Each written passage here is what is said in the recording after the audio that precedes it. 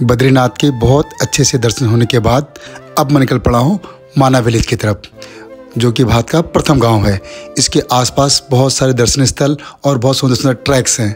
तो मेरे साथ आप वीडियो में बने रहिएगा, मैं आपको एक एक जगहों पर लेके जाऊंगा। वी आर मूविंग टू माना, द फर्स्ट विलेज।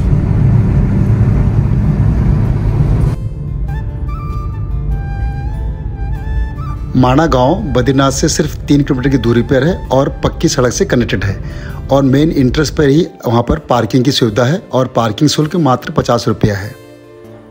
तो दोस्तों, हम पहुंच चुके हैं माना गांव में। माना गांव समुद्र तल से 10,500 फीट की ऊंचाई पर स्थित है। पहले इसे भारत का अंतिम गाँव के नाम से जाना जाता था, लेकिन अक्टूबर 2022 में जब प्रधानमंत्री मोदी जी यहाँ पहुँचे तो उन्होंने इसका नाम दिया भारत का प्रथम गाँव। इस गांव का बहुत पौराणिक इतिहास भी है। जब कहते हैं कि पांडव स्वर्ग की ओर रास्ता लग रहे थे तो इसी गांव से होकर गुजरे थे, इसीलिए इस गांव का नाम मणिभद्र आश्रम से भी जोड़ा गया है। और कहते हैं कि वेद व्यास जी ने व्यास गुफा में यहाँ पर महाभारत की रचना की थी। इस गाँव में भोटिया जनजाति के लोग रहते हैं, जिसे चमोली ज़िले उत्तराखंड में मोर्चा और तोरसा के नाम से जाना जाता है। यहाँ पर 60-70 परिवार रहते हैं और ये सरस्वती नदी किनारे बसा हुआ बहुत ही छोटा, सुंदर और साफ सुथरा गांव है। सुदूर बसे हुए इस माना गांव में घूमने के बाद मैं गवर्नमेंट की विकास की गति को सैल्यूट करता हूं। यहां पर जियो का 5G नेटवर्क अवेलेबल है, सीमलेस यूपीआई ट्रांजेक्शन हो रही है। उसके अलावा हर घर में इलेक्ट्रिसिटी है और जो उत्तराखंड गवर्नमेंट का एक जिला एक उत्पाद वाली स्कीम है, उस पर मैं यहाँ की महिलाओं का पार्टिसिपेशन देखा है। क्योंकि मैं देखा है कि वो लोग अलग अलग किस्म की हर्ब्स, जड़ी बूटियाँ, चाय के डिफरेंट फ्लेवर, अपने हैंडीक्राफ्ट्स के बनाए हुए आइटम अपनी छोटी छोटी दुकानों में बेच रहे हैं। तो देश की विकास की गति में इन औरतों का, इस गांव वालों का भी पार्टिसिपेशन है।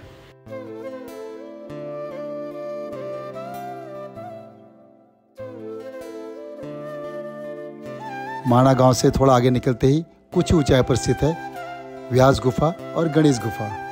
व्यास गुफा के बारे में कहावत है कि महर्षि वेद व्यास ने यहीं पर महाभारत की रचना की थी, इसी सरस्वती नदी किनारे बसे इस गांव में। और गणेश गुफा के बारे में कहावत है कि जब गणेश जी अपना कुछ काम कर रहे थे तो सरस्वती नदी के शोर से वो अपने काम पर कंसंट्रेट नहीं कर पा रहे थे, तो उन्हें सरस्वती नदी से कहा कि थोड़ा शांत हो जाइए। नदी जब सरस्वती जी शांत नहीं हुई तो उन्हें श्राप दिया कि तुम यहाँ से अदृश्य हो जाओगी और कोई तुम्हें देख नहीं पाएगा।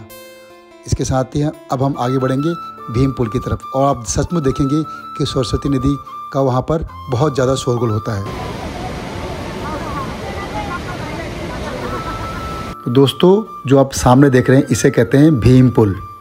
कहते हैं जब पांडव यहाँ से स्वर्ग की ओर जा रहे थे तो रास्ते में सरस्वती नदी से उन्होंने रास्ता मांगा। रास्ता ना देने पर भीम जी ने 2 शिलाओं को रखकर इस पुल का निर्माण किया और फिर इसी पुल से होते हुए वो लोग गए स्वर्ग की ओर। और इसके नीचे ही पर बन रहा सुंदर सा सरस्वती का मंदिर और सामने है भारत की अंतिम चाय की दुकान। तो यहाँ पर चाय की एक चुस्की तो बनती है।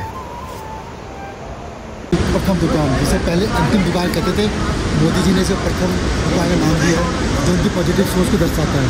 और इसी के सामने है स्वर्ग रहणी मार्ग का गेट बना हुआ है, जहाँ से पांडवों ने स्वर्ग की यात्रा शुरू की थी। भीम पुल से बहती हुई ये सरस्वती नदी आगे जाके मिल जाती है अलकनंदा में।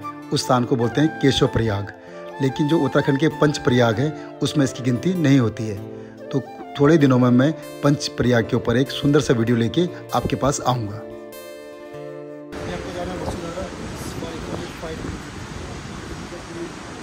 तो दोस्तों, मैं आप अपने जो ट्रैक लवर्स हैं उनको बताना चाहता हूँ कि जो सामने आप गेट देख रहे हैं जिसे स्वर्ग रहणी द्वार कहा गया है, यहाँ से 3 ट्रैक निकलते हैं। पहला ट्रैक वसुधारा फॉल, दूसरा सतोपत लेक, तीसरा स्वर्ग रहणी ग्लेशियर।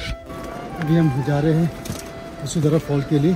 ट्रैक ज़्यादा बड़ा नहीं है, छोटा ही है, लेकिन एल्टीट्यूड है।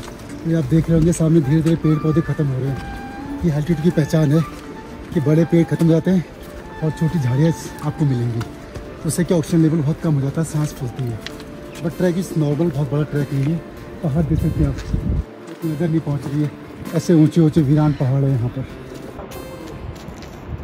सतोपथ ग्लेशियर वहाँ से आ रही है अलकनंदा फॉल से। जो यह सामने देख रहे हैं छोटी सी नदी ना, ये है अलकनंदा। ये सतोपथ ग्लेशियर से निकलते हुए भी आगे बढ़ रही है और यही जब कर्णप्रयाग से आगे मिलती है देवप्रयाग में तो कितनी विकराल हो जाती है।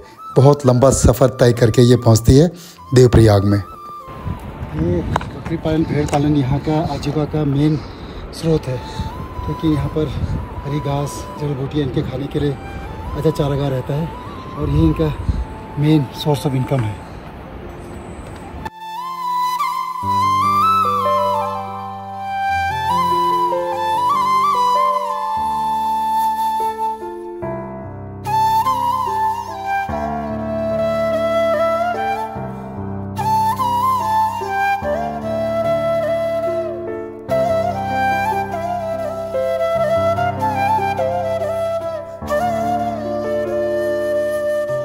ये जो आप डॉग देख रहे हैं ना, ये यहाँ का लोकल ब्रीड है, इसे कहते हैं भोटिया डॉग। बड़े बड़े बालों वाले डॉग, ये इसी एल्टीट्यूड एरिया में रहता है। वसुधरा फॉल का ट्रैक में चढ़ाई उतनी ज़्यादा नहीं है, बस कुछ देर किलोमीटर के बाद तो रास्ता पथरीला है, तो आपको थोड़ा सा संभल के चलना होता है। और वैसे ट्रैक बहुत आसान सा ट्रैक है, आप देख सकते हैं, लेकिन व्यूज़ बहुत सुंदर सुंदर हैं। किसने सच्ची कहा है, मंजिल से ज़्यादा मज़ा तो रास्तों का होता है। ये है वसुधारा फॉल, 400 फुट की ऊंचाई से पानी गिर रहा है। इसके बारे में मान्यता है कि कहते हैं कि जिसने पाप किया हो, जिसका मन सच्चा ना हो, तो उसके ऊपर आप नीचे जाओगे तो पानी उसके ऊपर नहीं गिरता है, पानी हवा मोड़ के दूसरी तरफ चले जाता है, और जो सच्चा होता है पानी इसके ऊपर ज़रूर गिरता है। बहुत ही सुंदर स्वच्छ मिनरल से युक्त पानी है।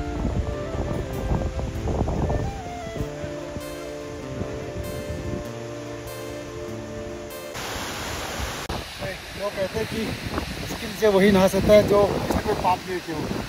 जो पानी देख सकते वहाँ गया और अचानक पूरा पानी आया और मुझे कोई नहा, इसका मतलब शायद पाप हमने कम किए।